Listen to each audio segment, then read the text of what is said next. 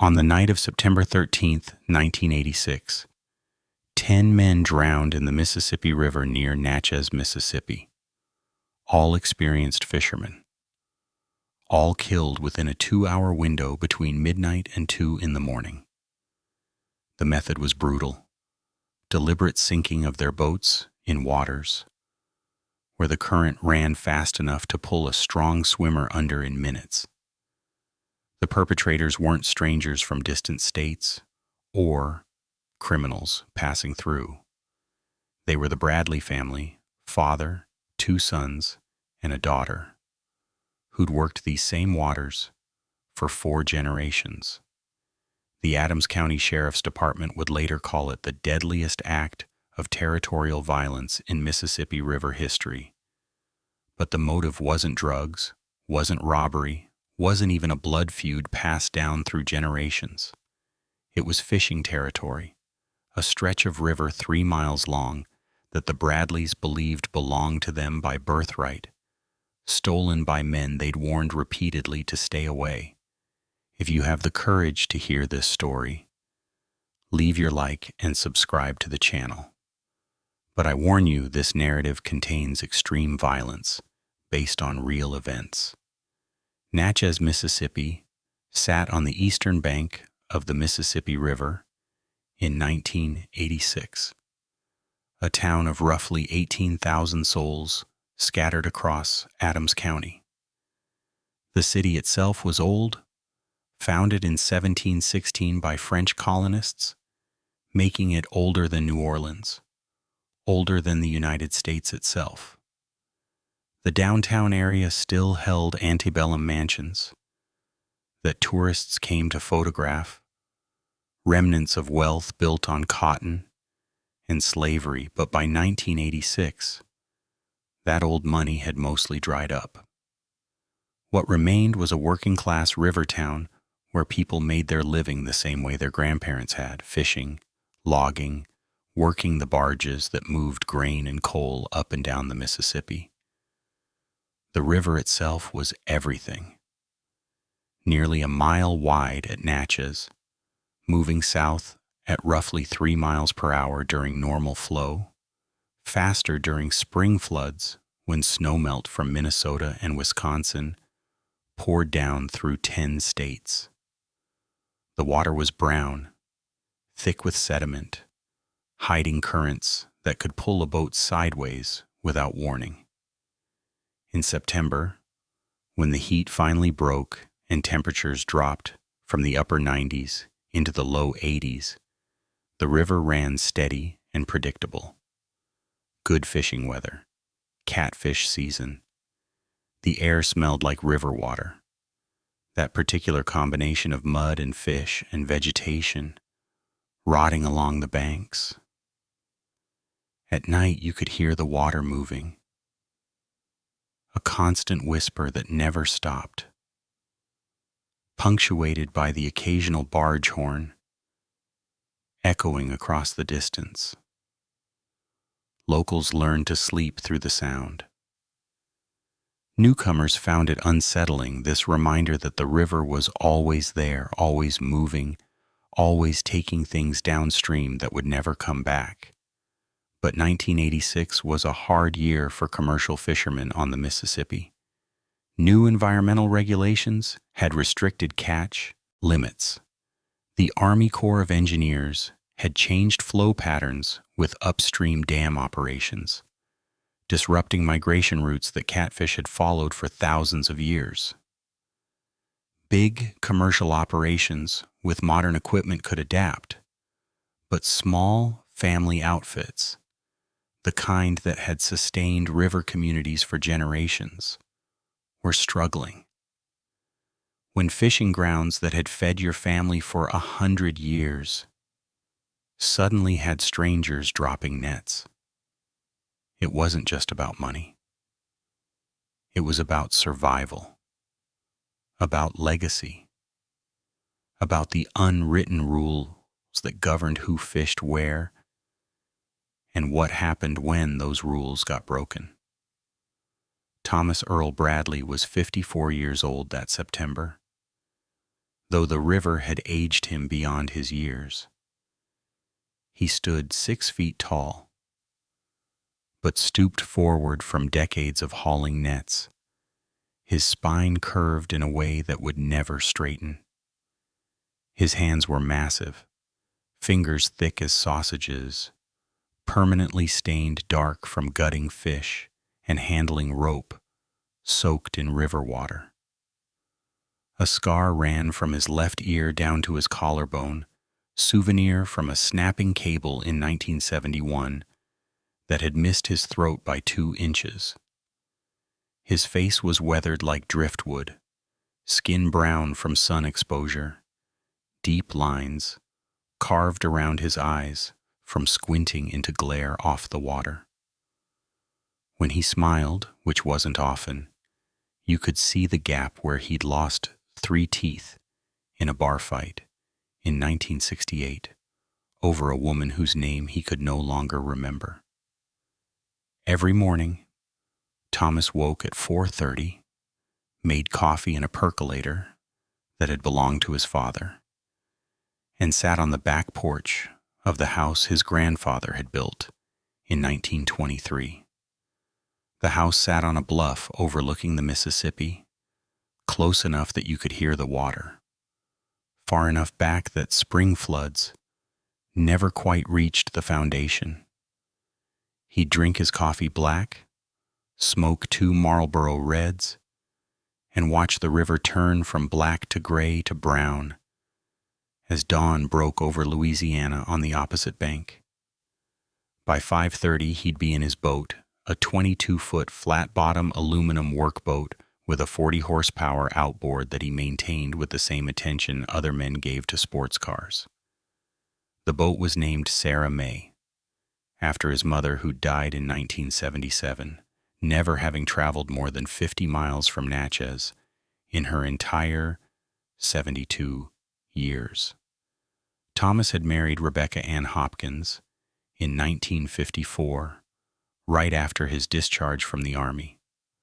Korea had taught him that dying was easy and living was hard, and that the only thing that mattered was family and the work that sustained them. They'd had 3 children. Daniel Thomas Bradley, 32 years old in 1986, had his father's build and his grandmother's quick temper. He'd tried to leave Natchez once, spent 2 years in Jackson working construction, came back in 1978, and never mentioned leaving again. Marcus James Bradley was 29, quieter than his older brother, but just as capable. The one who could read the river's moods, who knew where sandbars shifted and where catfish congregated before anyone else figured it out. And Sarah Elizabeth Bradley, 26, who'd shocked the family by refusing to marry and leave the fishing business, who could handle a boat better than most men twice her age, who had her father's stubbornness and her mother's intelligence. What Thomas valued most wasn't money, though God knew they needed it with fishing income dropping every year. What he valued was continuity, the knowledge that his great-grandfather Elijah Bradley had fished these same waters in the 1880s, that his grandfather had taught his father had taught him, and he'd taught his children. The Bradley Fishing Territory, a 3-mile stretch of river from St. Catherine Creek south to the old ferry landing, had been worked by their family for 106 years. It wasn't legal ownership. There were no deeds or property lines on the Mississippi River, but it was understood. River law, older than state law, older than federal law.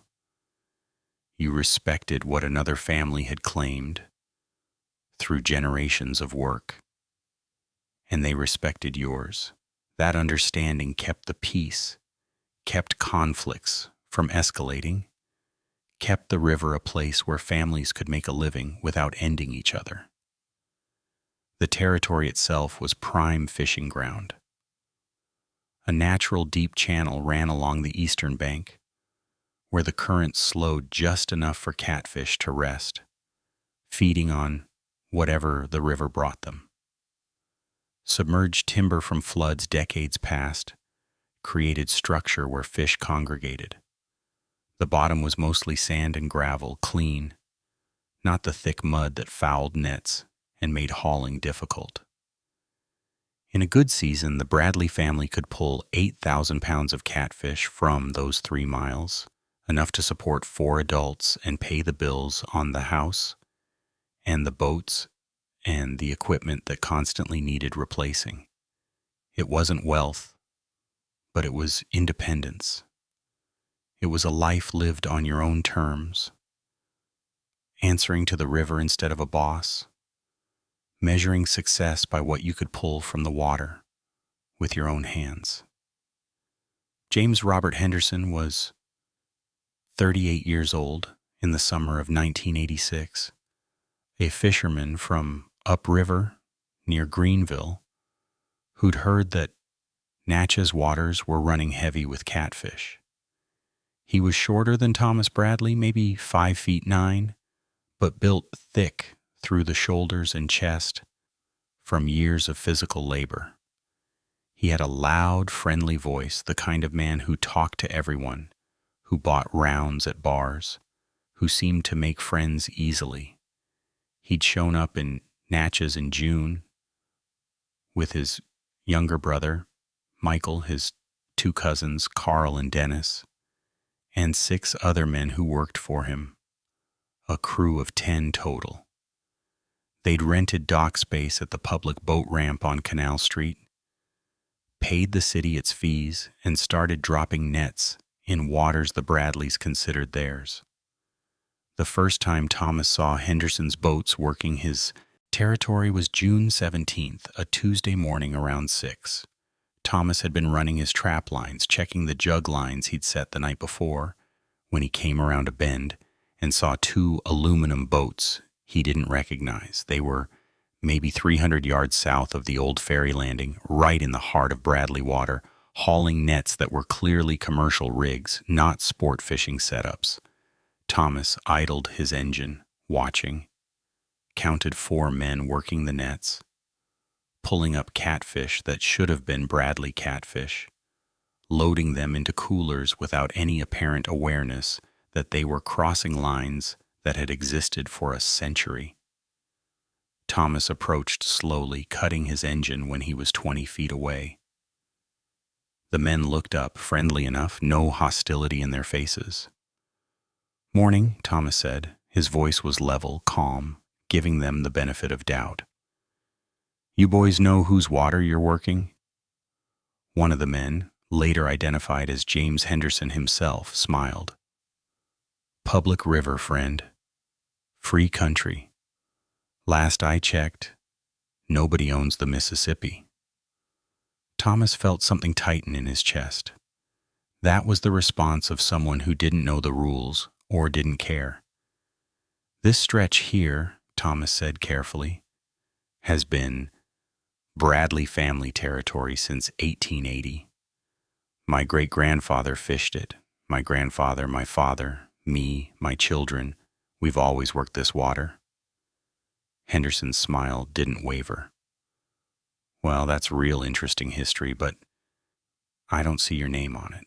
I don't see any sign saying Bradley property. Like I said, public river. We paid for our commercial licenses, same as anybody. We got a right to fish." Thomas sat there in his boat, engine off, listening to the river move past, listening to the sound of nets being hauled that shouldn't be there. He was 54 years old, had survived Korea, had buried his parents, had raised 3 children on what this river provided. He wasn't a violent man by nature, had maybe been in 4 fights his entire adult life, none of them serious. But he understood something in that moment that he'd known theoretically, but never felt viscerally. The old ways were dying. The agreements that had held for generations. The respect between fishing families, the unwritten codes that governed river life. They meant nothing to men like Henderson, who saw only opportunity and legal rights. Thomas started his engine. "You're making a mistake," he said. "This ain't your water. You need to move on." Henderson laughed, actually laughed. "Or what, old-timer? You gonna call the river police?" Thomas didn't answer. He turned his boat and headed back toward his dock, his hand shaking slightly on the wheel. Not from fear, but from the understanding that this wasn't going to end with conversation. Over the next 2 months, the Henderson crew became a constant presence in Bradley territory. They'd work from dawn until mid-afternoon, their boats always visible from Thomas's porch, pulling catfish that had fed the Bradley family for 4 generations. Thomas tried going through official channels first. He called the Mississippi Department of Wildlife, Fisheries, and Parks. A bored bureaucrat explained that the Mississippi River was public water, that anyone with a commercial fishing license could work anywhere, unless there were specific seasonal or environmental restrictions. There were no such restrictions in Adams County. Thomas tried the Adams County Sheriff, a man named Robert Pike who'd gone to high school with Thomas's younger brother. Pike was sympathetic, but helpless. "Can't arrest a man for fishing legally, Thomas. I know it ain't right by your family's tradition, but tradition ain't law. My hands are tied." The Mississippi River had been governed by unwritten rules. Long before Mississippi became a state in 1817, long before the United States existed. These rules weren't written in law books or enforced by courts. They were passed down father to son, learned through apprenticeship, and maintained through respect and the occasional reminder of what happened when respect was absent. The code was simple. Territory claimed, through consistent work over generations, belonged to the family that worked it. You didn't drop nets in another family's water without permission. You didn't undercut prices at the fish markets if someone else had gotten there first. You helped other fishermen in distress, even if you'd been feuding for years, because the river was dangerous enough without adding human cruelty to its natural hazards. And disputes, when they couldn't be resolved through conversation, were settled through agreed-upon methods.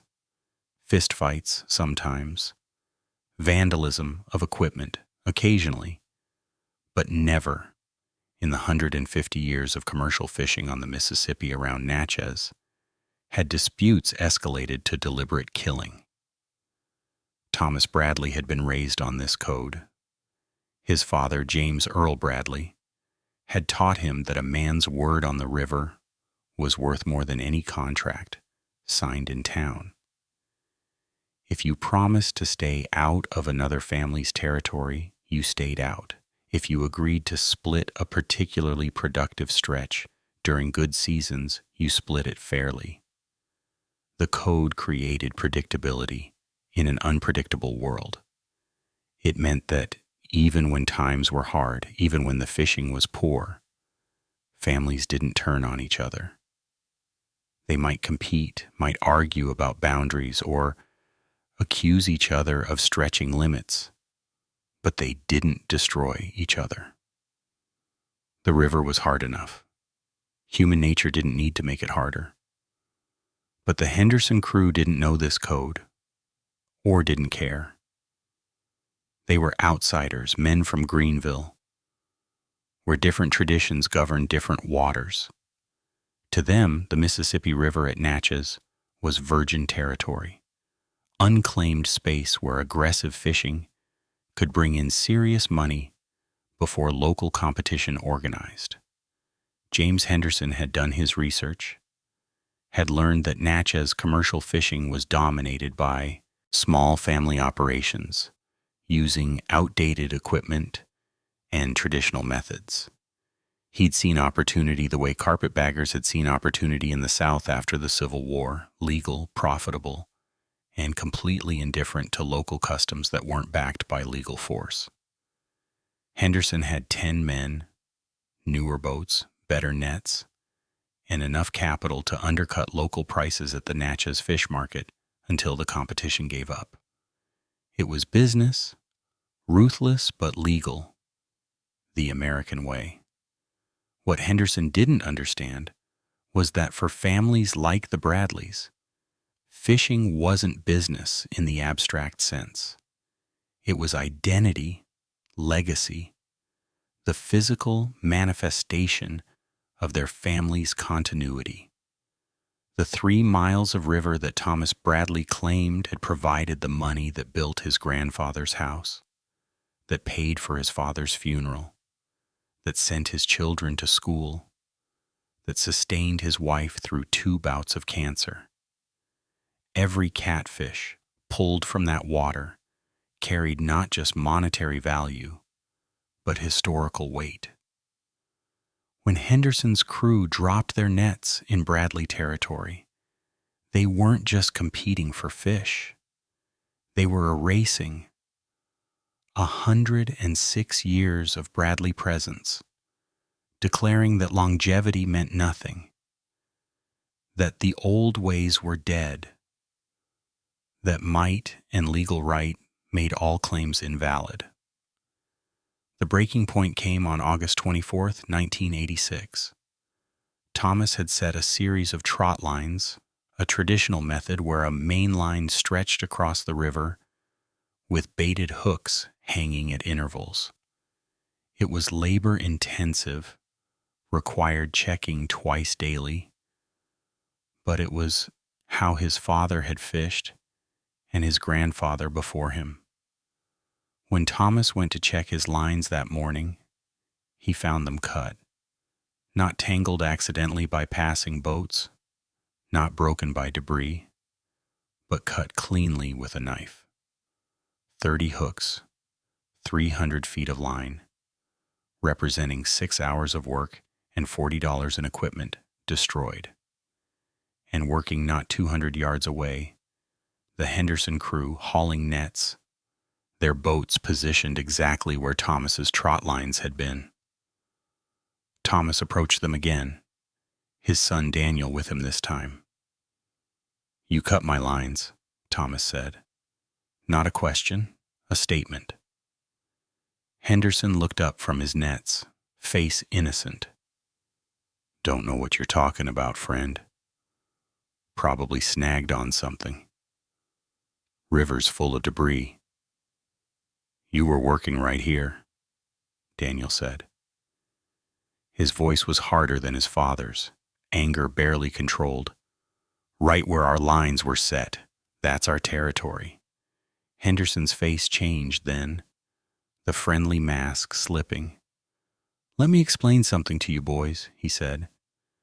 "This is 1886. Your great-granddaddy might have fished here, but that don't mean shit now. This is public water. We got licenses, we got rights.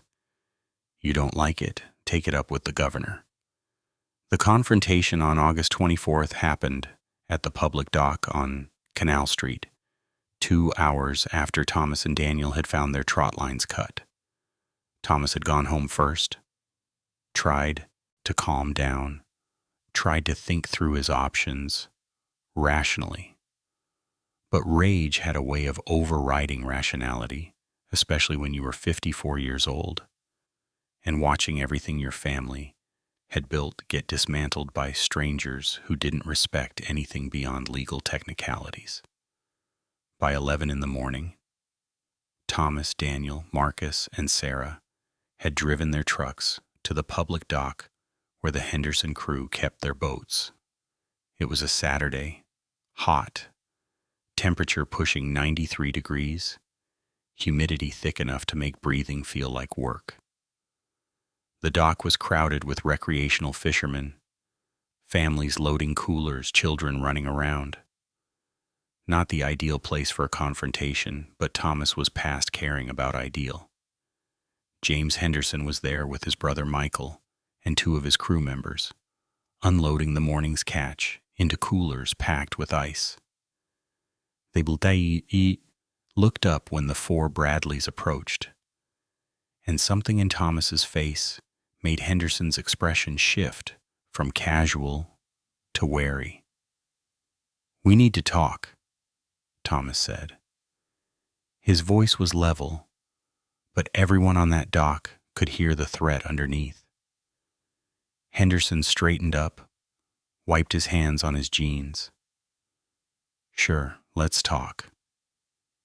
You want to explain why you cut my trot lines this morning? I already told you on the river. I don't know nothing about your lines. Maybe you set them wrong. Maybe current took them. Don't put that on me.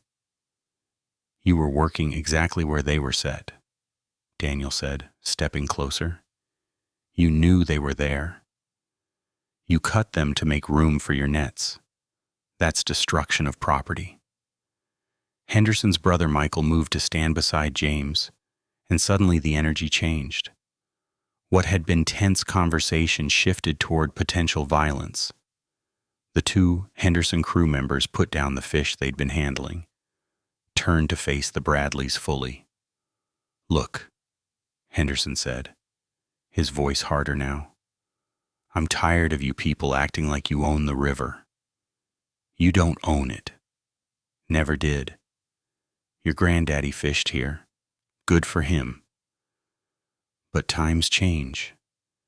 This is business. You can't compete. That's your problem, not mine. We're fishing legally. We're selling legally. Everything we're doing is by the book." Sarah spoke then, her voice cutting through. "You know what you're doing is wrong.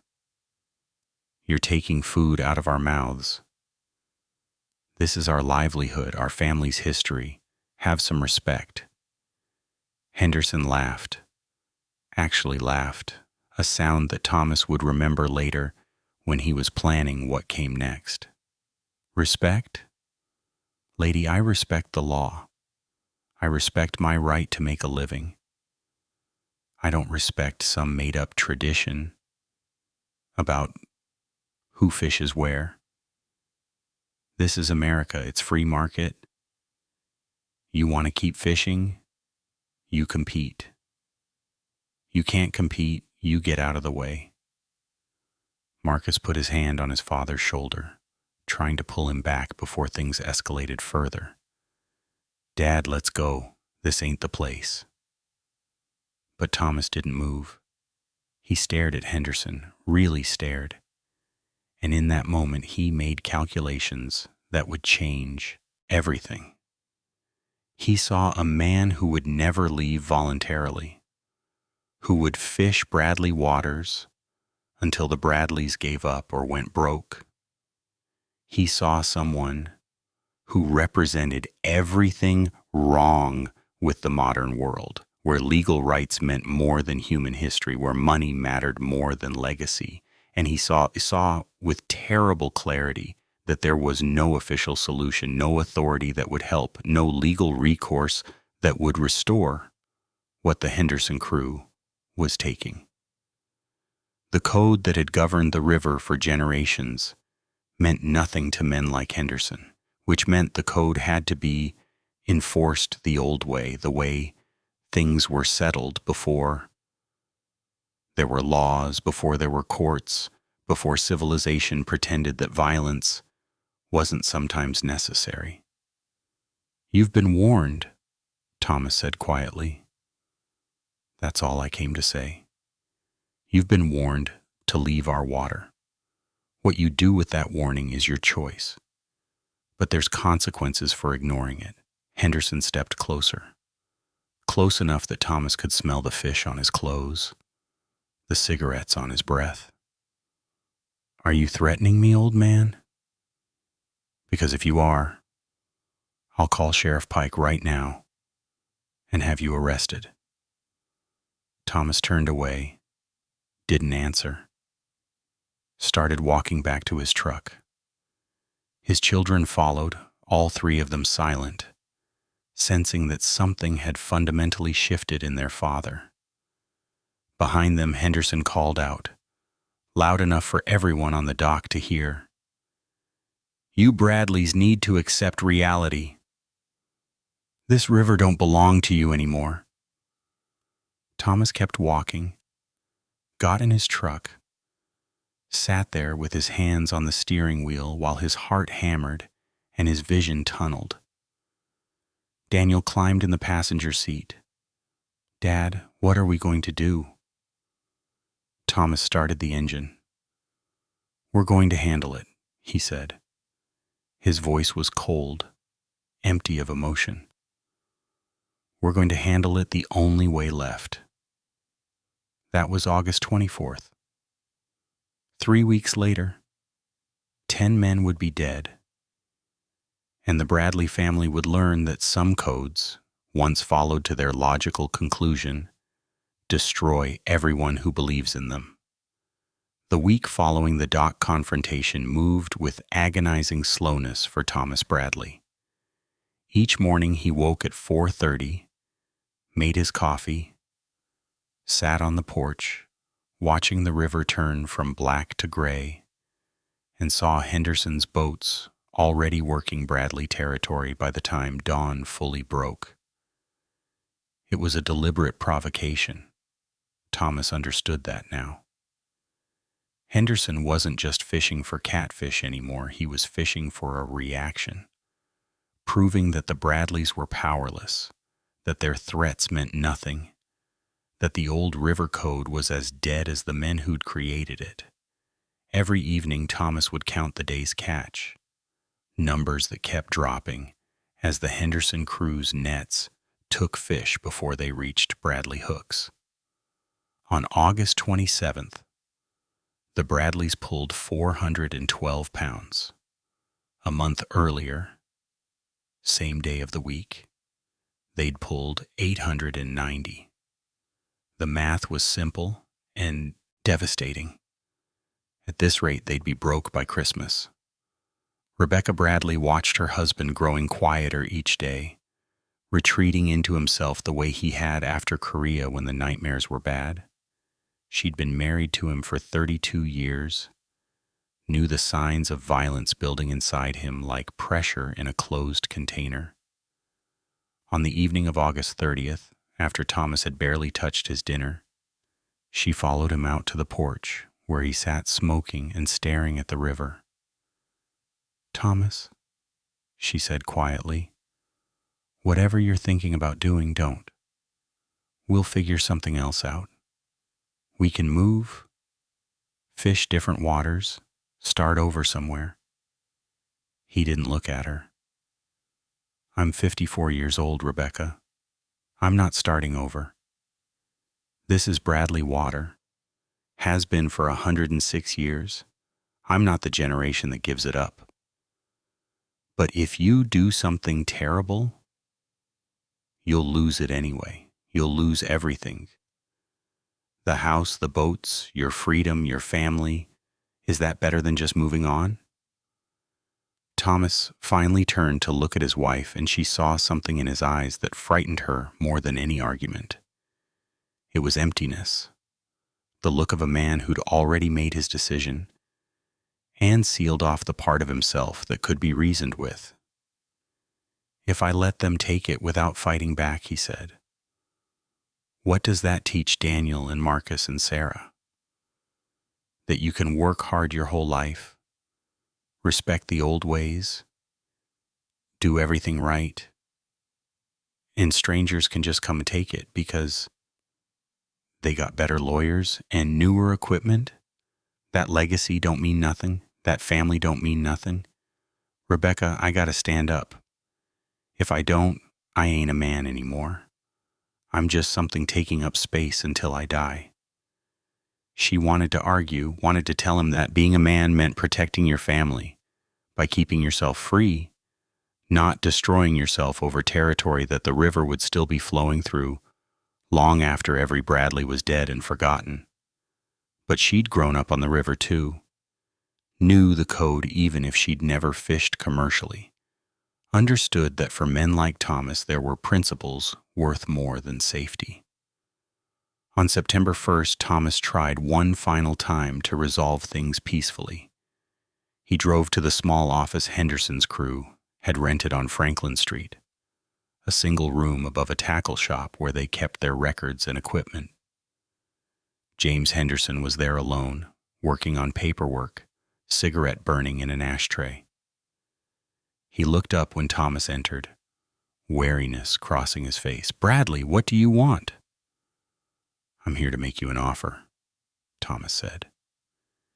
He'd rehearsed this, tried to keep emotion out of it, tried to approach it like business since that was the only language Henderson seemed to speak. "You work the river north of St. Catherine Creek. That's good water. Nobody's claimed it in 20 years since the Morrison family quit fishing. You stay out of the 3 miles south of the creek. That's ours, always has been. We split the Natchez fish market. You take Tuesdays and Thursdays. We take Mondays and Wednesdays. We alternate Fridays. Everybody makes money. Nobody's got to fight." Henderson leaned back in his chair, studying Thomas like he was something mildly interesting but ultimately irrelevant. "And why exactly would I agree to that? Because right now I'm catching twice what you're catching working the same water. I got better equipment, more men, newer boats. I'm making money hand over fist while you're going broke. So give me one good reason I should limit myself to help you out." "Because it's the right thing to do," Thomas said. "Because my family's been here since before your granddaddy was born. Because the river's big enough for both of us if you show some respect." Henderson stubbed out his cigarette, his face hardening. "See, that's your problem right there. You keep talking about respect and tradition and the right thing like any of that matters. It don't matter, Bradley. The only thing that matters is who's got the legal right and who's got the power to exercise it. I got both. You got neither. So here's my counteroffer. You stay out of my way. I'll consider not filing a harassment complaint with Sheriff Pike for that stunt you pulled at the dock." Thomas stood there in that small office above the tackle shop, fluorescent lights buzzing overhead, smell of old cigarette smoke in the air, and felt the last possibility of peaceful resolution die. He'd tried everything civilization offered: conversation, appeals to tradition, official channels, compromise, one final attempt at negotiation. All of it had failed against a man who recognized only legal rights and didn't care about anything that couldn't be enforced through courts. The code that had governed the river for generations was meaningless to Henderson, which meant enforcing it would require methods older than the code itself, methods that predated law and civilization, and everything Thomas had been taught about being a decent man. "You're making a mistake," Thomas said quietly. His voice carried no anger now, just cold certainty. "Biggest mistake of your life."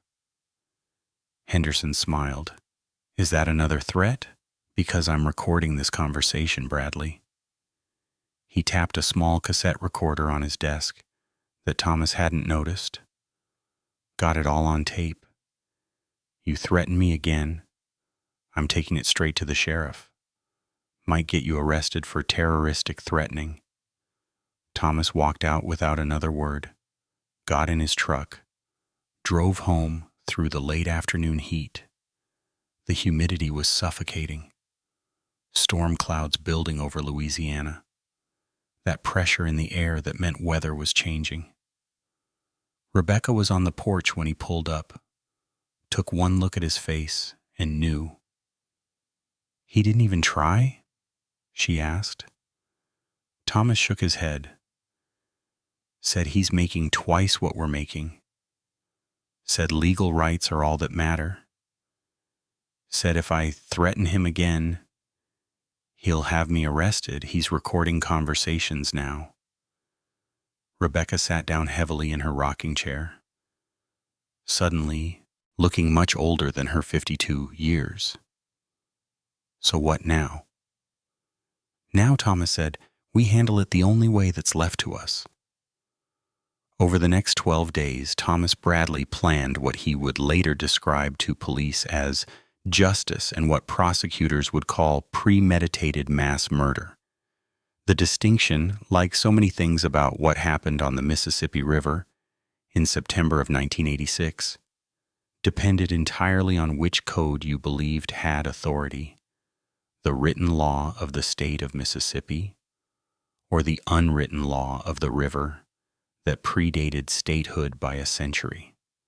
Thomas Bradley didn't plan the operation in a single moment of rage-fueled decision-making. He planned it the way his grandfather had taught him to plan complicated fishing operations, methodically, carefully, accounting for variables like weather and current and timing. For 12 days, from September 1st through September 12th, he watched the Henderson crew's patterns with the attention of a hunter studying prey. Every morning he noted what time their boats left the dock, usually between 5:15 and 5:45, depending on how early they'd been drinking the night before. He tracked which areas they worked first, almost always the southern end of Bradley territory where the channel ran deepest. He observed their rotation, how James Henderson and his brother Michael worked one boat, while Carl and Dennis worked another. The remaining 6 crew members split between 2 additional vessels. 4 boats total, 10 men, all of them following predictable patterns because overconfidence bred carelessness. On September 3rd, Thomas drove to 3 different hardware stores, one in Natchez, one in Vidalia, across the river in Louisiana, one in Faraday, 20 miles north. At each store, he bought items that seemed innocent in isolation. Rope, 50 feet at the first store. A boat anchor at the second. Heavy chains at the third. He paid cash, didn't use his name, wore a baseball cap pulled low. Nobody would remember him. He was just another river worker buying supplies. On September 5th, he inventoried his tools. 2 shotguns, a Remington 12-gauge, and a Mossberg 20-gauge, both legally owned, both kept for duck hunting and home protection. His grandfather's old .38 caliber revolver, wrapped in oilcloth in the back of his closet, not fired in 20 years. A hunting knife with an 8-inch blade. A hatchet. Nothing unusual for a man who lived on the river. Nothing that would raise questions if found during a routine search. These weren't purchases, weren't evidence of planning, just items he already owned being gathered and prepared. On September 7th, Thomas called a family meeting at the house. Daniel, Marcus, and Sarah came after dark around 8:30 when the heat had finally broken, and the river breeze made the porch tolerable. Rebecca stayed inside, made it clear through her absence that she wanted no part of whatever was about to be discussed. Thomas sat in his rocking chair, his children arranged around him on the porch steps and railing, and laid out the situation with brutal honesty. "We're going broke," he said. "At the rate Henderson's crew is fishing our water, we got maybe 3 months before we can't pay the mortgage. The bank won't care about our history, won't care that this house has been Bradley property since 1923. They'll foreclose, we'll lose everything. So we got a choice. We can quit, walk away, let Henderson have it, or we can fight back. Daniel spoke first. His voice was hard, certain. We fight. I ain't walking away from what Granddaddy built. I ain't letting strangers take what's ours. Marcus was quieter, more thoughtful. Fight how, Dad? We already tried talking. Already tried going legal. What's left except violence? And if we go that route, we're talking prison. Talking about destroying our family to save the fishing territory. Don't know if that math works out. Sarah surprised them all by being the most direct. You're not talking about beating them up or sinking their equipment, she said, looking at her father. You're talking about killing them. All of them. Because anything less, they'll come back. They'll press charges. They'll make our lives hell until we quit anyway. So if we're doing this, it's got to be final. The silence that followed was heavy with understanding. Thomas had raised his children to be smart, to think through consequences, to understand that half measures often made situations worse. Thomas looked at each of his children in turn, really looked, seeing them as the adults they'd become. Daniel was 32, never married, lived alone in a trailer on Bradley property, his entire identity wrapped up in being a fisherman like his father and grandfather. Marcus was 29, had a girlfriend he'd been with for 4 years, talked sometimes about maybe getting married, maybe having kids. And Sarah, 26, and independent, the smartest of his children, the one who could have gone to college and made something different of her life, but chose the river instead. What I'm about to ask you to do, Thomas said, carefully, will change you forever. You do this. You can't never be the same people you are right now. You'll carry it the rest of your lives. Prison, most likely. Guilt, definitely. The knowledge that you became something you never thought you'd be. So I'm going to say this once. You don't have to be part of it. You can walk away right now. I'll handle it myself. I won't hold it against you. Daniel stood up, his decision already made. I'm in. Whatever you need, Dad. I'm there. Marcus took longer, wrestling with something internal. Finally, he nodded. We're family, he said quietly. That's the only code that matters more than the river code. You're my father. Daniel's my brother. Sarah's my sister. If you're doing this, I'm not letting you do it alone. Sarah was last.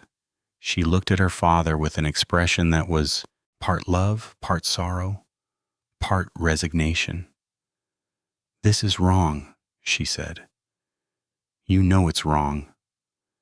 Killing 10 men over fishing territory is wrong, no matter how you justify it. But she paused. And in that pause, Thomas heard her answer before she spoke it. But they disrespected us. They took what wasn't theirs. They laughed when you tried to make peace. So yeah, I'm in. Not because it's right, but because you're my father, and this is my family. That's the only reason that matters. September 12th, 1986. Friday evening. The temperature had dropped to 78 degrees by sunset, unusual for Mississippi in early September. A cool front pushing down from the north, bringing clouds and the smell of rain that wouldn't arrive for another 2 days. The Bradley family gathered at Thomas and Rebecca's house for what they all knew might be their last dinner together as free people. Rebecca had cooked without comment, pot roast with potatoes and carrots, cornbread, green beans from the garden. sweet tea so cold it made your teeth ache. The kind of meal she made for special occasions, for birthdays and holidays and times when family needed the comfort of familiar food. They sat around the kitchen table that had been in the house since Thomas's grandfather built it, 4 generations of Bradleys, eating meals, making decisions, living lives that the river shaped and defined. Nobody talked about what was planned for after midnight. Instead, they talked about safe things, neutral things, memories that didn't carry the weight of what was coming. Daniel told a story about the time their grandfather had caught a catfish so big it took 3 men to haul it into the boat. 73 pounds, a fish that fed the family for a week and got talked about for years. Marcus mentioned the summer when he was 12 and had fallen out of the boat, trying to grab a turtle, how his father had dove in without hesitation, even though the current was running fast, how they'd both washed 100 yards downstream before making it to shore. Sarah talked about her mother teaching her to gut fish when she was 8 years old, how Rebecca had been patient even when Sarah cried from the smell and the blood, how she'd eventually learned to do it faster than anyone else in the family. Rebecca listened to her children talk, watched her husband eating slowly and deliberately, and felt grief settle over her like a physical weight. She'd known since August 30th where this was heading, had tried once to stop it and failed, had accepted that her husband and children were going to cross a line that would destroy their family, as surely as Henderson's crew was destroying their livelihood. But she'd made her own choice in the days since. She would stay, she would visit them in prison, she would maintain this house and this property, and keep the Bradley name alive even if every member of her immediate family ended up behind bars. That was what wives and mothers did in families governed by codes that civilization had abandoned. They endured. After dinner, Thomas asked his children to stay on the porch. Rebecca excused herself, went to their bedroom, closed the door. She didn't want to hear the final preparations, didn't want to know details that might make her complicit. On the porch, in the cooling evening air, with moths circling the yellow bug light, Thomas laid out the plan with the precision of a military operation. The Henderson crew kept their boats at the public dock on Canal Street. They'd be locked up, but locks could be dealt with. At midnight, when the dock area was empty, the 4 Bradleys would take their own boats to positions along the river. Thomas and Daniel in the Sarah May, Marcus and Sarah in the smaller workboat. They'd wait at specific coordinates, engines off, running lights off, invisible in the darkness. When the Henderson crew came out for their early morning run, usually between 5:15 and 5:45, the Bradleys would be positioned to intercept them before they reached the main channel. "What happens when we intercept them?" Sarah asked. Her voice was steady, but Thomas could hear the fear underneath. "Do we board their boats? Do we shoot from a distance? How does this actually work?" Thomas was quiet for a long moment, looking out at the Mississippi River flowing past in the darkness. That eternal movement that would continue long after everyone in this conversation was dead and forgotten. "We sink their boats," he said finally. "All 4 of them. We use the Sarah May to ram them if we have to, or we board and scuttle them from inside. The river's running 3 miles per hour right now, water temperature in the low 70s. Any man who goes in is going to have to swim maybe 200 yards to shore. Most of them can probably make it if they don't panic. If they do panic, if they can't swim strong enough, that's on them. That's their choice. But Dad," Daniel said slowly, "if we sink all 4 boats at once, that's 10 men in the water at night. Even good swimmers might not make it. Current could take them. They could go under before they reach the bank. You know that. Thomas nodded. I know it. That's why this is a choice each of you has to make, knowing the full weight. We're not just sinking boats. We're creating a situation where men might die. Probably will die. Some of them, maybe most of them. That makes us responsible for their deaths, even if we're not pulling triggers or holding them underwater. We're creating the conditions that kill them. So I'm asking one more time. You want out? This is your moment. After tonight, after we leave this porch and start preparing, there's no walking it back. The three Bradley children sat silent, each wrestling with their own conscience, their own understanding of what their father was really asking. This wasn't a fist fight that might escalate. This wasn't vandalism that might send a message. This was premeditated creation of a mass casualty event. This was murder dressed up in the language of territory and justice. Marcus spoke first, his voice barely above a whisper. They had their warning. You told Henderson on August 24th there'd be consequences. You tried to negotiate on September 1st. They laughed at you both times. They chose this. Daniel nodded agreement. You reap what you sow. They sow disrespect. They're going to reap what that brings. Sarah said nothing for a long time. When she finally spoke, her voice was cold, resolved. My whole life I watched Granddaddy work this river. Watched Dad work it. Watched my brothers work it. It's not just business to us. It's blood. It's identity. Henderson and his crew, they're thieves. Maybe legal thieves, but thieves all the same. So yeah, if they drown trying to swim to shore after we sink their boats, that's justice as far as I'm concerned. River justice. The kind that was here before courts, before laws, before any of this civilization that don't protect people like us anyway. Thomas looked at his daughter, 26 years old, her face hard with determination, and felt pride and sorrow in equal measure. She was right. What she'd said was absolutely right by the code he'd been raised on. But it was also absolutely wrong by every moral standard that civilization claimed to value.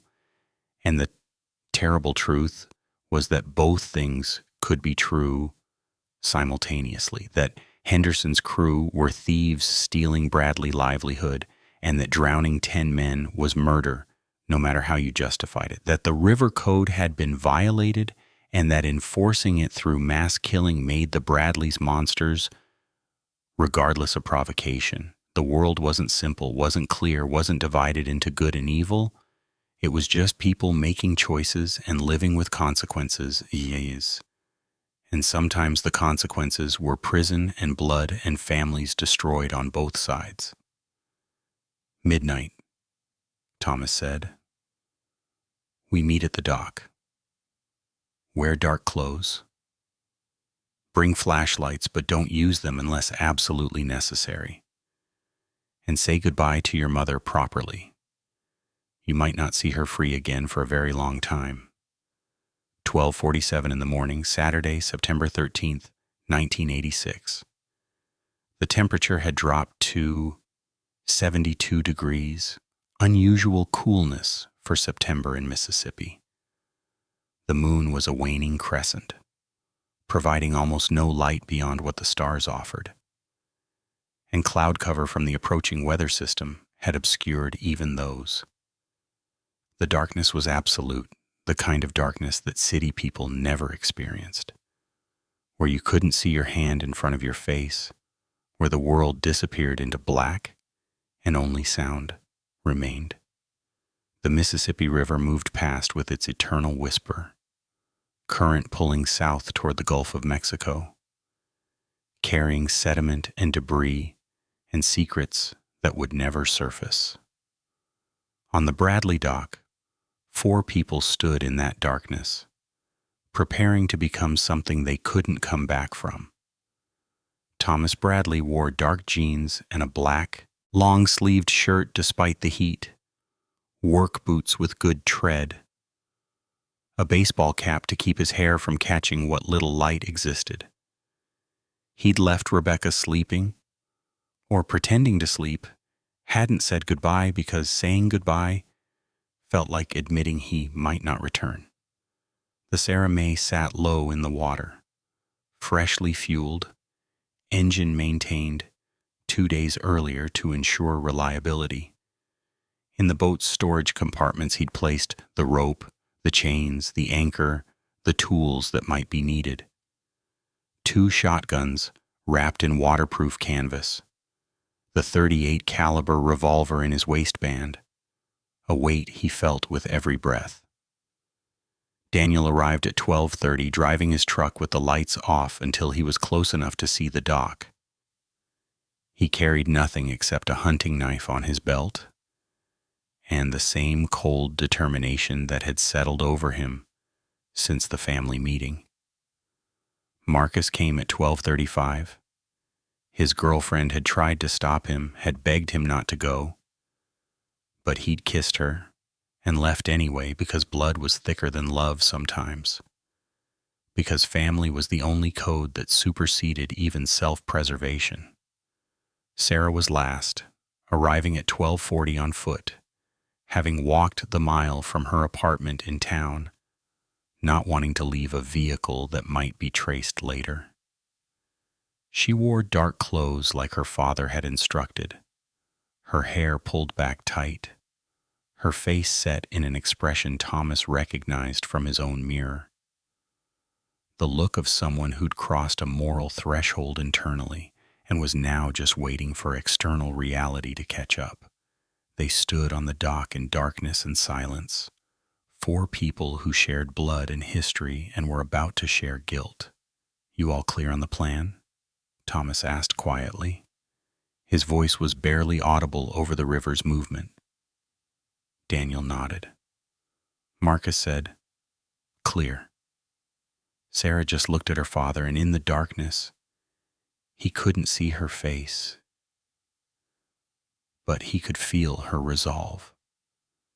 They boarded the 2 boats, Thomas and Daniel, in the Sarah May, the larger vessel, 22 feet of aluminum with the 40 horsepower outboard. Marcus and Sarah in the smaller workboat, 16 feet, newer but lighter, better for speed and maneuverability. Thomas started the Sarah May's engine, the sound impossibly loud in the quiet night, then backed away from the dock with practiced precision. Marcus followed in the smaller boat, both vessels running without lights, navigating by memory and feel through darkness that could hide sandbars and debris and 1,000 ways to wreck. They headed south, following the current, moving past the old ferry landing that marked the southern boundary of Bradley territory, past a town, the point where Thomas's grandfather had first dropped nets in 1923, past places that held 4 generations of memory. At 1:15 in the morning, they reached their positions. Thomas anchored the Sarah May in the main channel, roughly 200 yards from the eastern bank, positioned so that any boat coming from the Canal Street dock would have to pass within 50 yards.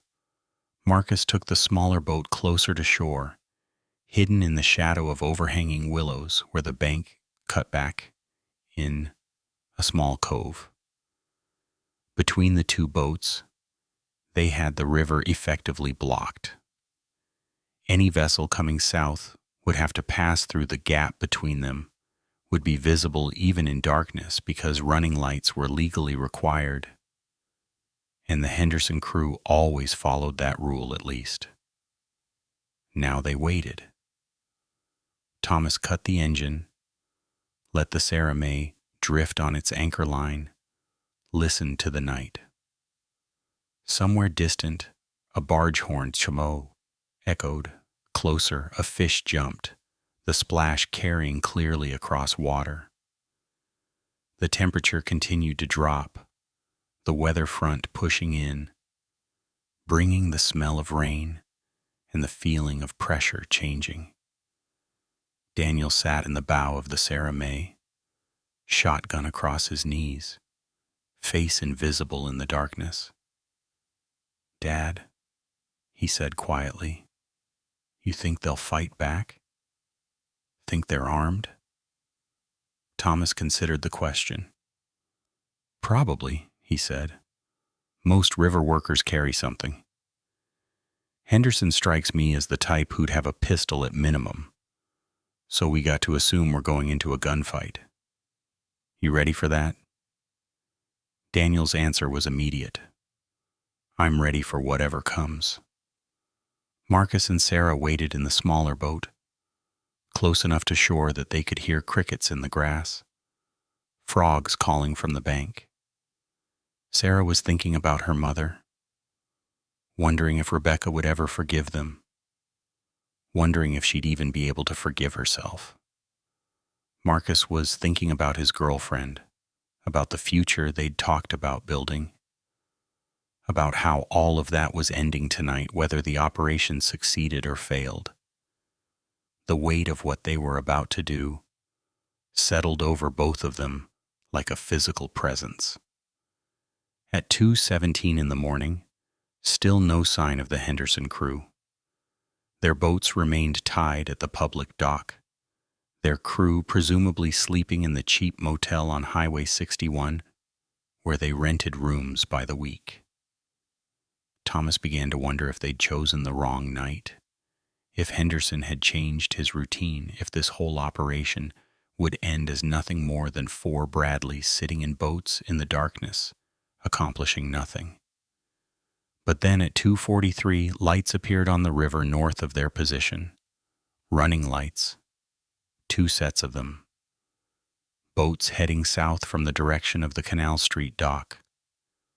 Thomas felt his heart rate increase, felt that familiar feeling from Korea, the moment before combat when everything became sharp and clear, and time seemed to slow down. "Daniel," he said quietly, "they're coming.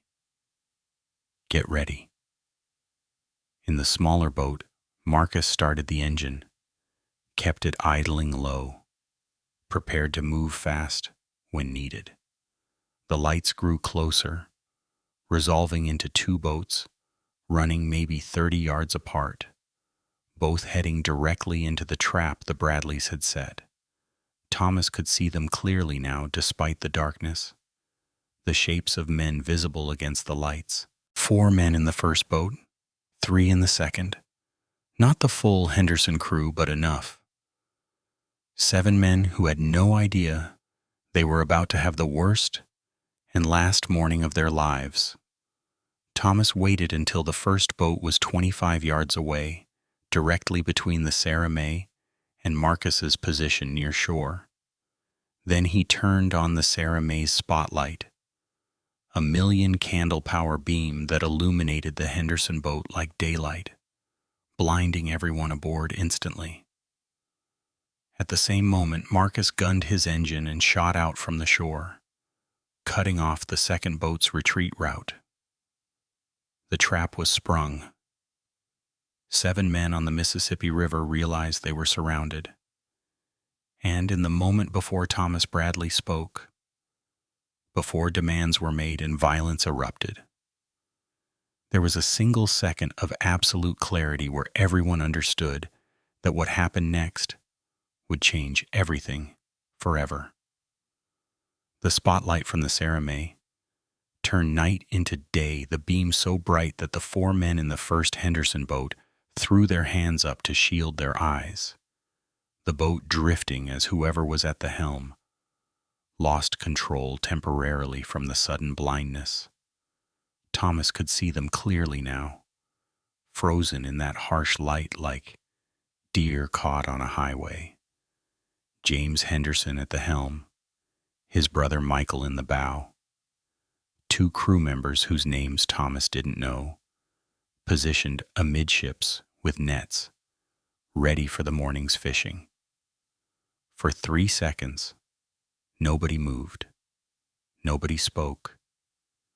The only sound, the idling engines and the river moving past, carrying water south like it had been doing for millions of years, before humans arrived and would continue doing for millions of years after they were gone. "Henderson!" Thomas shouted across the water, his voice carrying clearly in the still air. "You were warned. You were told to leave our territory." His hand was on the shotgun, lying across the console, not pointing it yet, but the threat was implicit and clear. Henderson raised one hand to block the spotlight, squinting against the glare, and Thomas saw recognition cross his face, saw understanding that this wasn't a random encounter or a game warden inspection. This was the Bradleys. This was the confrontation he'd probably known was coming, but had chosen to ignore because he believed legal rights would protect him. The river didn't care about legal rights. "Bradley, what the hell are you doing?" Henderson's voice was loud, trying for authority, but Thomas could hear the fear underneath. "You're interfering with legal commercial fishing. I'll have your ass arrested." "Turn your boats around," Thomas said, his voice cold and level. Mechanical, almost. "Go back to the dock. Load your equipment. Leave Natchez. Leave our territory. You got until sunrise to be gone. If you're still here when the sun comes up, you're gonna wish you'd listened."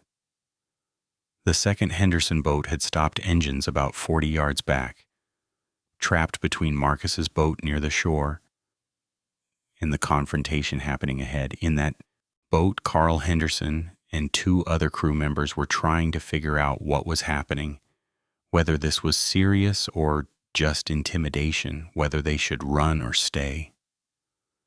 The darkness beyond the spotlight's reach was absolute, made worse by the contrast, made it impossible to see how many Bradleys were actually out here, whether this was 4 people or 14, whether they were facing a bluff or genuine threat. "You think you can just pirate the river?" Henderson shouted, his confidence returning slightly as the initial shock wore off. "There's laws against this. You're committing crimes right now, multiple felonies. Sheriff Pike's gonna lock your whole family up." Daniel stood up in the bow of the Sarah May, raised his shotgun, pointed it directly at Henderson's chest. "Shut your mouth," he said quietly. And the quiet was somehow more terrifying than shouting would have been. "We ain't playing. We ain't bluffing. You turn around right now, or we're gonna make you turn around. And you ain't gonna like our method." Michael Henderson, James's brother, reached for something under the boat's console. Thomas saw the movement, saw the intention, reacted on instinct and training from Korea. He swung the Sarah May's spotlight down and to the right, grabbed his own shotgun with his free hand, and fired one shot into the water 3 feet from the Henderson boat. The blast was deafening, echoing across the river, the muzzle flash bright enough to blind, even in the spotlight's glare. "Next one goes through your hull," Thomas said, his voice deadly calm. "You'll be swimming inside 30 seconds. Now I asked you polite. Turn around. Leave. Don't come back. This is your last chance." Henderson looked at Thomas, looked at the shotgun, looked at his brother Michael, who'd frozen with his hand still under the console, clearly reaching for a weapon he hadn't managed to grab. The mathematics of the situation were simple. The Bradleys had them surrounded, had them outgunned, had them trapped in a position where resistance would mean dying in the river in the dark.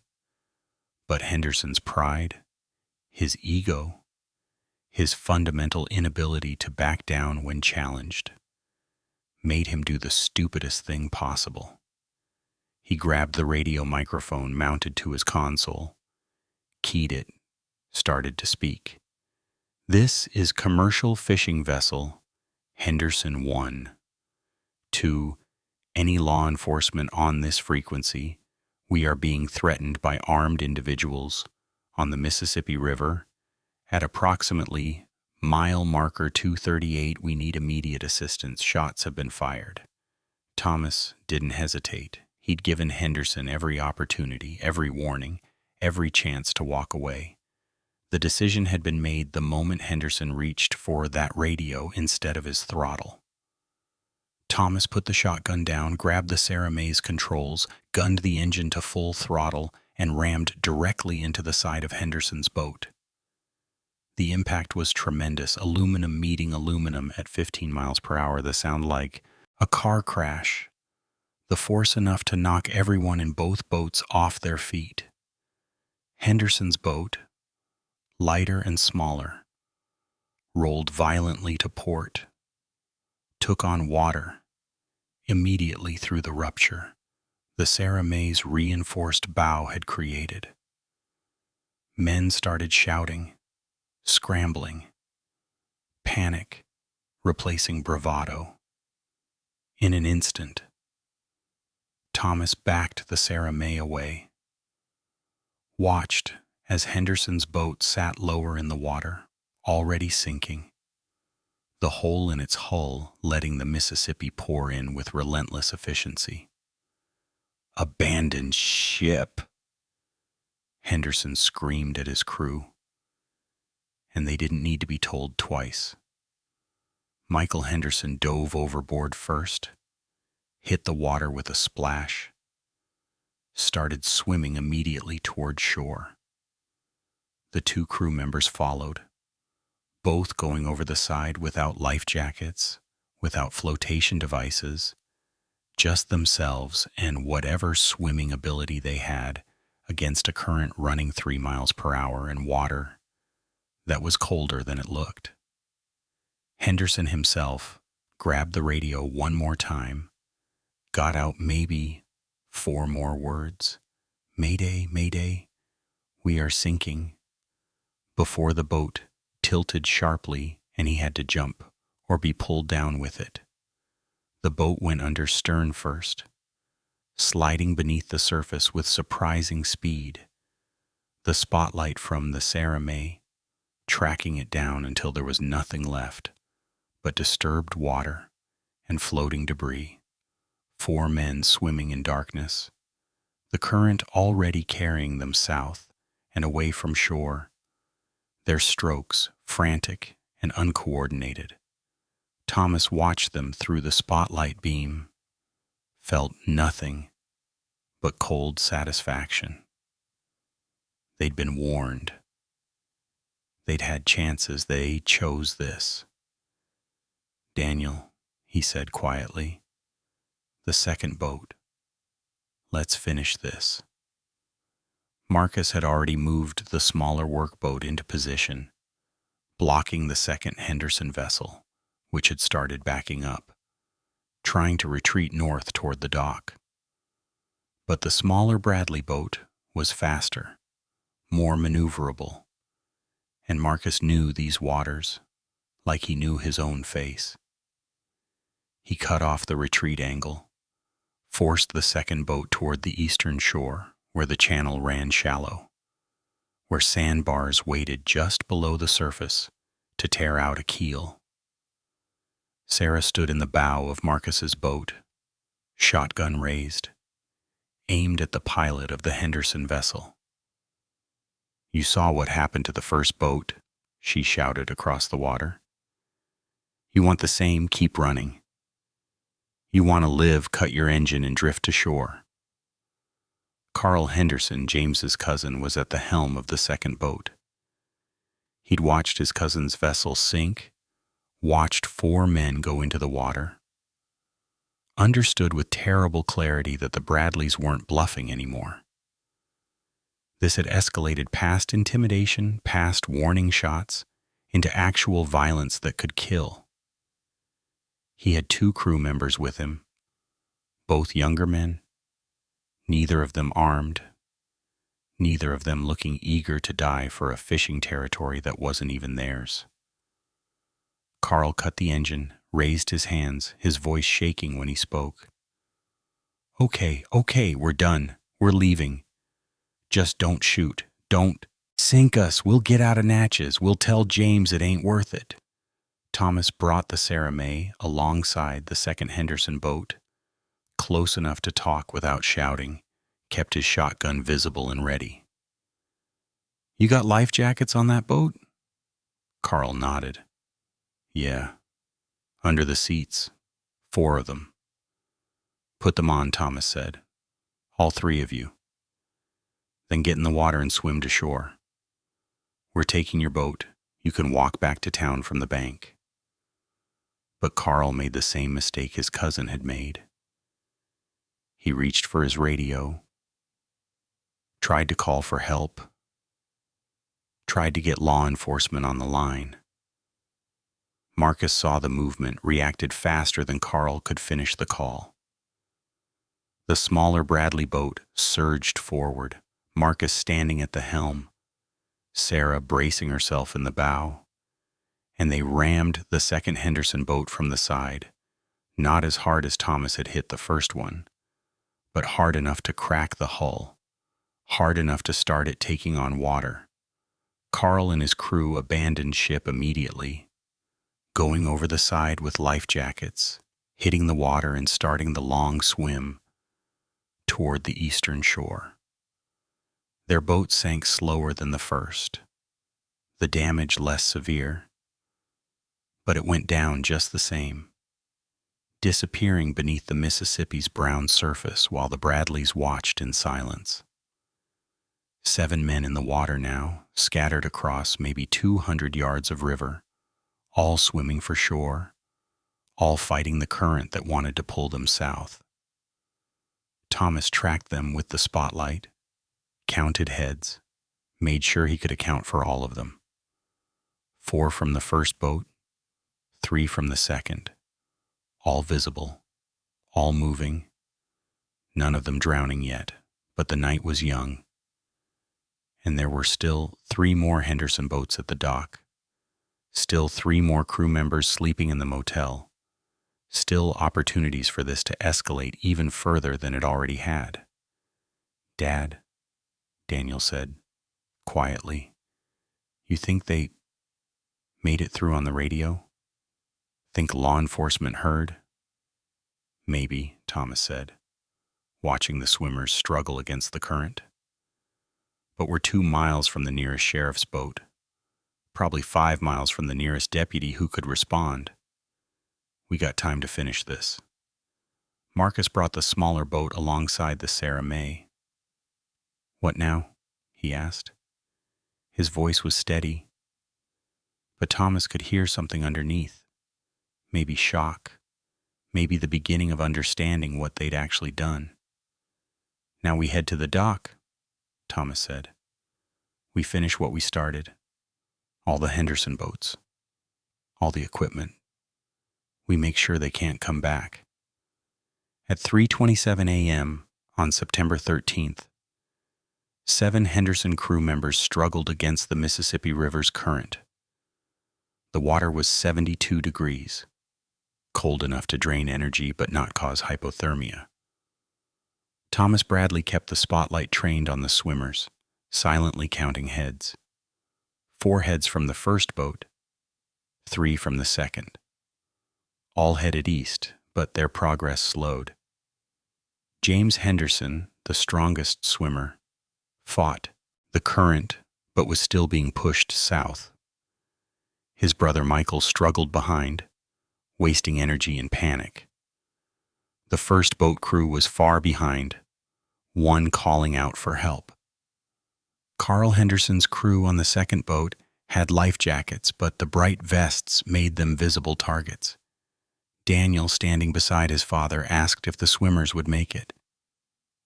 "Maybe 5 out of 7, Thomas answered, his tone emotionless. Michael Henderson stopped swimming, exhausted. His head slipped below the surface and did not resurface. Thomas counted to 90 seconds before speaking quietly to Daniel. "Mark the location. The sheriff will want to know where to drag for the body." At 3:48 a.m., the Sarah May's spotlight swept across the river, catching glimpses of orange life jackets and struggling swimmers. Of the 7 Henderson crew members, only 5 were still visible. Michael Henderson was confirmed dead, his last position marked by Daniel. The current had scattered them like seeds in the wind. James Henderson had made it to the eastern shore, but Carl and his crew, exhausted, were still afloat. 2 crew members from the first boat were lost to the darkness. Sarah turned away from the river, gripping the gunwale, her knuckles white. "I can't sit here and watch people die," she said, her voice cracking. "This is murder, Dad. We're watching them drown." Thomas was silent. The truth of her words settled in. Legally, they were committing murder. They had put these men in the water, watched them struggle, and did nothing. The law would see only the facts. 7 men in the water, 3 dead, all because the Bradleys had deliberately sunk their boats. At 4:03 a.m., another swimmer from Carl's crew disappeared beneath the water, screaming as he vanished. The Bradleys were now certain. 3 confirmed dead, 1 missing. By 6:32 a.m., on September 13th, the sun rose over Louisiana, turning the Mississippi from black to brown. The river appeared peaceful, indifferent to the 3 men who had drowned hours before. The Bradley boats sat at their dock, evidence of the night's violence erased. Rebecca joined Thomas on the porch, her face weary from the night's events. "They're saying on the radio that boats sank, that men are missing, the Coast Guard's searching," she said. Thomas said nothing, his thoughts distant. Rebecca's voice broke as she asked, "What have you done? What have you turned our children into?" Thomas struggled for an answer. The justifications for his actions seemed hollow in the daylight. They had defended their territory, but now 3 men were dead. Down at the public dock, Sheriff Pike interviewed James Henderson, who had been found on the shore. "Thomas Bradley and his family attacked us," Henderson said, his voice hoarse. He described how the Bradleys had surrounded their boats, fired warning shots, and deliberately sunk their vessels. Pike, though familiar with the Bradleys, knew this wasn't a dispute over fishing. It was assault and murder. Sheriff Pike sat in his office reviewing statements from the survivors. The timeline was clear. 3 confirmed dead, 1 missing. The Bradley family had deliberately sunk the Henderson boats, knowing the dangers of the river. Witness testimonies matched. This wasn't an accident. It was premeditated. FBI Special Agent Raymond Cross arrived at 10:47 a.m., bringing federal resources to investigate. The Mississippi River, a federal waterway, meant the deaths qualified for federal jurisdiction. Cross reviewed statements, radio recordings, and photographs. He agreed with Pike. This was murder. The challenge now was proving the Bradleys' involvement. "We've got survivor testimony, but no independent witnesses," Cross said, and any good defense attorney could argue this was an accident. Pike, however, knew the Bradleys. These are river people living by codes older than state law. They've been warning Henderson for months. This wasn't just about fishing, it was personal. Cross nodded, making notes. We've got motive, means, and opportunity. If the survivors hold up in court, we've got a case. Pike, reflecting on the Bradleys' pride and unyielding belief in their actions, was certain they wouldn't run. They would face the consequences of their choices. The Adams County Jail held 4 members of the Bradley family, all charged with 3 counts of first-degree murder. Thomas sat quietly, listening to the sounds of prison life. Metal doors clanging, guards' footsteps echoing on linoleum. This was now his future, or something similar, for the rest of his life. Harold Stevens, a defense attorney, arrived at 1:45 p.m., the gravity of the case evident in his face. "Thomas, this is bad," he said. 3 confirmed dead, 4 survivors willing to testify. You're facing life without parole, or the death penalty. Thomas, calm, replied, "We were protecting our territory. Our family has fished these waters for over 100 years. Henderson and his crew were stealing from us." Stevens frowned. "That's vigilantism, Thomas. The law doesn't recognize river codes. Territory disputes are settled in court, not with violence." Thomas responded, "It wasn't just fishing grounds. It was our legacy, our history. I couldn't let him take that from us." Stevens sighed, understanding the emotional weight but knowing the law was clear. "You're looking at a long sentence. The law won't care about your justifications." Thomas nodded. "I understand." But it was justice. The trial of Thomas and his children began on January 14th, 1987. The prosecution presented an overwhelming case. 3 bodies recovered, survivors' testimony, and radio recordings that confirmed the Bradleys' deliberate attack on Henderson's boats. It wasn't an accident. It was premeditated murder. The defense argued that Thomas acted out of desperation to protect his family's fishing legacy. Harold Stevens called witnesses to explain the importance of river codes, which predated state law. He painted Thomas as a desperate father protecting his heritage. Assistant District Attorney Margaret Chen methodically dismantled the defense. The evidence was clear. The Bradleys had planned the attack, using spotlights and firearms to sink the boats.